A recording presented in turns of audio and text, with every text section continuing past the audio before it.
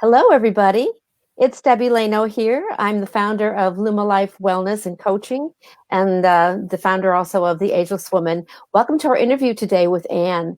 Anne is a grandmother of two, mother of two, author, life coach, psychologist, healer, creator of Home for the Healing Heart Facebook group, and I believe she lives in Napa Valley, California. Am I right, Anne?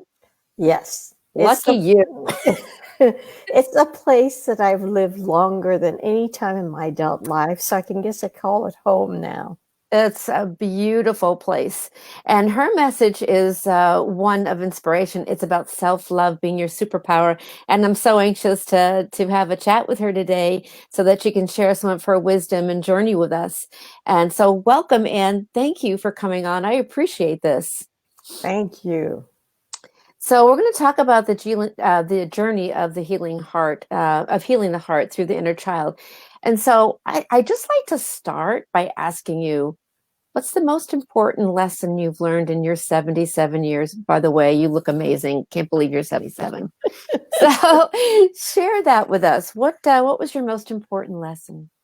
Well, actually, I'm going to respond to your remark about how I look, because my most important lesson is that all of us see the world, ourselves, and each other through our history. This is our particular conditioning that made us unique and created our gift. I'm not getting created, but the expression of our gifts, whether we're quiet or we show up in the world, all of that, which is close to healing the inner child, which is part of the work that we do. It's healing the heart. So, Don Miguel, who is in the Four Agreements, early before he writes into the agreements, he talks about the dream of the planet. The dream of the planet, collectively, there's a collective consciousness that expresses itself in the world that we see and meet every day. However, we each have our particular take, created by the wounds of childhood. And unless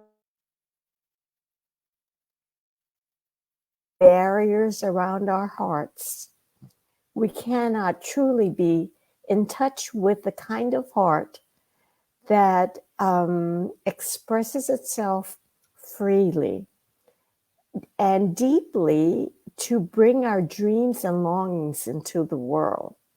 So, how about that for a law? We need to wake up from the dream I saw that as your passion. I thought that was so on in interesting. I life. never expected that response. What's your passion? To be awake. That is really profound, actually. Thank you. I never knew that that's what my life was about.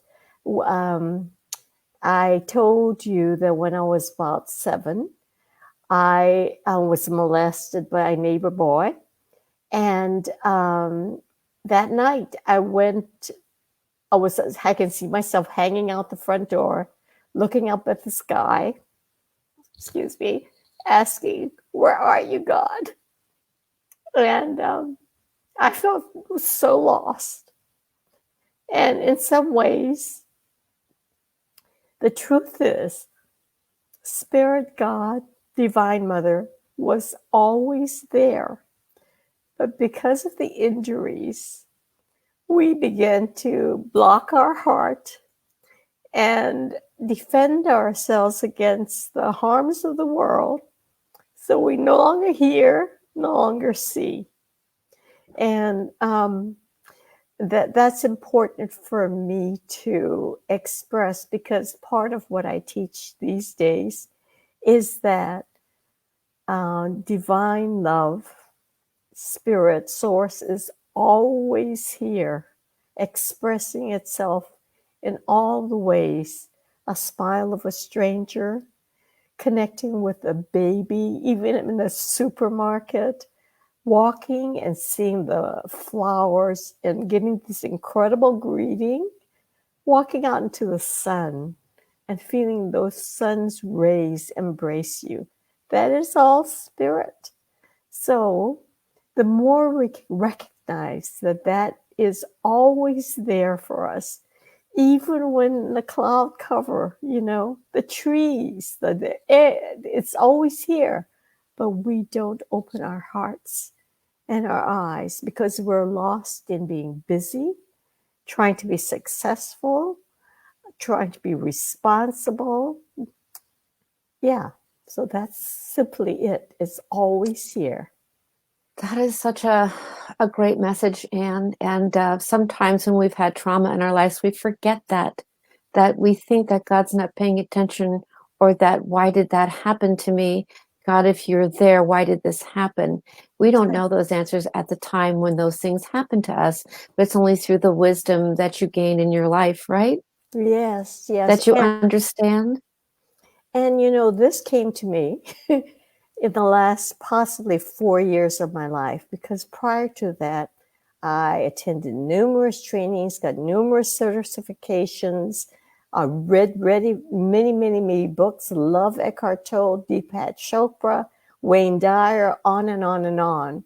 But it was not until I paid attention to intuition. So this is the kind of out-of-the-box thinking I encourage. You need to pay attention to your hunches, the little voice inside that says, try this, remember this, and so forth. Now, this intuition gave me the title to my book. I'm just so surprised when I think about it. I started to write a chapter, and the words came, listen to the cries of your heart. And the chapter became a book, and the book led to an inner child method. All the time I was a life coach and a psychologist, the inner child work, never heard of it, never was interested in it. Although I did read some books, but I read it and went, phew. Anyway. So I was pulled into this work, began to do inner child healing for myself and others, and a whole world opened up to me. Because essentially, so in this journey, I met my first present spiritual teacher, Miranda McPherson, and she was writing about the undefended heart. So the spiritual journey that I'm talking about has had so many byways and teachers. But I realized that the work was mine to get to the undefended heart. Oh, Undefended. And it's not about getting mystical states and being in bliss. That's just in the phenomenon. Because the true thing that lives with you is your heart. And if you have an undefended heart, this means that all the walls, the barriers you created before you were 6 begin to melt. And I wanted to say this, Debbie, because you do this work. We are both MAP practitioners, make anything possible. And this MAP work uses subconscious, which is incredibly powerful. And with this, we're able to meet gently, quickly, and deeply and heal the wounds of our heart. And that has enabled me to be spiritually connected. So I walk with spirit every moment, every minute, every day, asking for advice, asking questions, and so forth. And this connection is so precious, right, Debbie? yes. Oh my goodness. You said that all beautifully. MAP is by far the most profound tool I have yet to learn. And so I've learned it. I love it. And I know there's more. So it's so important to always be teachable, always keep growing, no matter what your profession is, whatever your heart's desire is, just keep learning, keep doing. Right, Anne? Absolutely. And I love what you said about the spark of intuition and really listening to that heart, that listening to the heart. And you said it really perfectly that you, like, this happens to me in meditation time where I ask a question and the answer comes. Like, you don't have to toil about it. You don't have to spend hours or months or days thinking. Like, you ask and all of a sudden boom, like your book, boom. And the method that you had that was your own, that was tucked inside your heart, boom, it came alive. That is so cool. I love Yes. that. Thank you. I do too. I do too. What would you say is we all have unique gifts, something that makes us special, something that makes us us. What do you value the most of the gifts that you've been so gifted with, blessed with? I don't know, but early on when I was in healing school 20 years ago, Barbara Brennan School of Healing, I began to be aware of my first year teacher said, "We just saw you as this big heart." I had no idea because obviously my heart was defended, right? Because I did the work only recently. But somewhere along the line, my intention and purpose was I want to be loved. I teach me how to be loved, love. And when I come here, I pray that however I express myself, however I am, the words convey love, because that is what I'm here for. Not necessarily to say complex things, but just to be in that space Oh, yes. so that we can connect because you are connected to love. So we can meet. And this is the most beautiful experience in the world, love meeting love, right? It is so true, and it sounds so simplistic to some people. Like, oh, that's just like like we hear that, yeah, yeah, love, love, love. But love really is. It really is the answer. It really is the key. It really is. And it's a state of being, it's a state of Mhm. the open heart. So you can meet another open heart. Or So even a, define love if you can. Throw out some words there that define for those that are going, well, okay, yeah, I hear that message all the time. So what is love? So what is love? I'm sorry, this is going to be kind of obtuse. Love is spirit. Love is the greater energy of everything. It is the essential part of it. It And it has yeah, no judgment.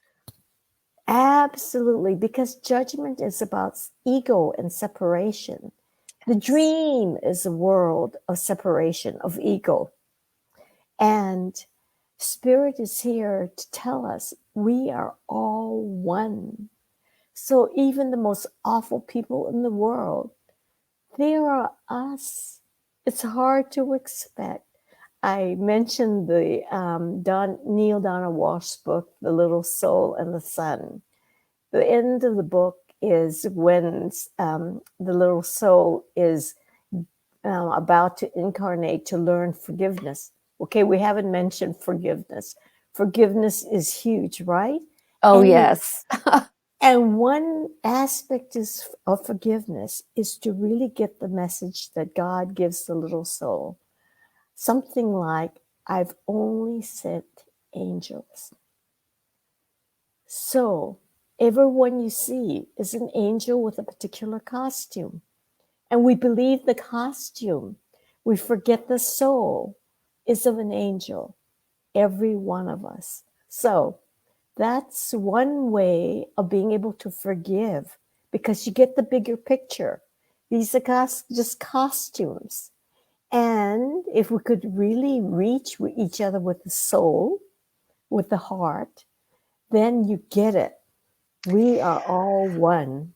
You know, I love that you brought up forgiveness because it's one of my specialties. It's one of my things is forgiveness because I had a really tough walk with forgiveness. But one of the things that helped me with that was discovering that the act that I needed to it had nothing to do with me.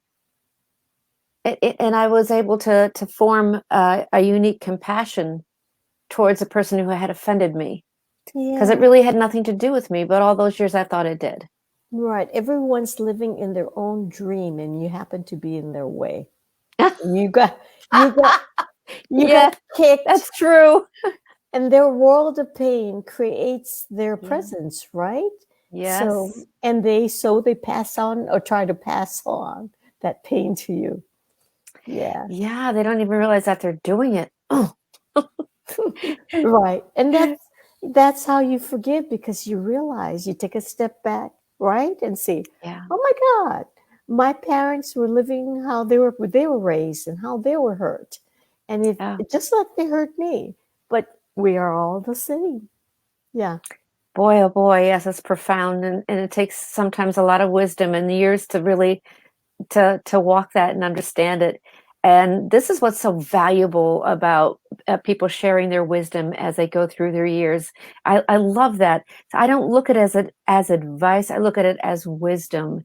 And then whoever hears the wisdom, they do whatever they choose to do with it, but it's so important to pass on wisdom learned because it takes years to do that. I mean, it takes years to cultivate that wisdom. It takes life. Yes. So speaking of that, for a woman in the role of teacher, mentor, mother, grandmother, we have these incredible opportunities to foster personal growth in some way. So I'm asking you, as a grandma now, um, what wisdom would you like to pass on to your grandchildren? And just to preface that, when we're raising our own children, many times our stuff gets in the way, our emotions get in the way. We can't be that perfect parent we wish to be or want to be. But then we have this beautiful opportunity we're not as frenetic and we're not, our life has settled down. Now we have the opportunity to pass on some things maybe we wish we did with our children, but now we have that opportunity to really mentor and support our grandchildren or other, children coming up. So, what would that be for you? What would you like to pass on to your grandchildren? It's really simple. I would like to be as present as I can be with them.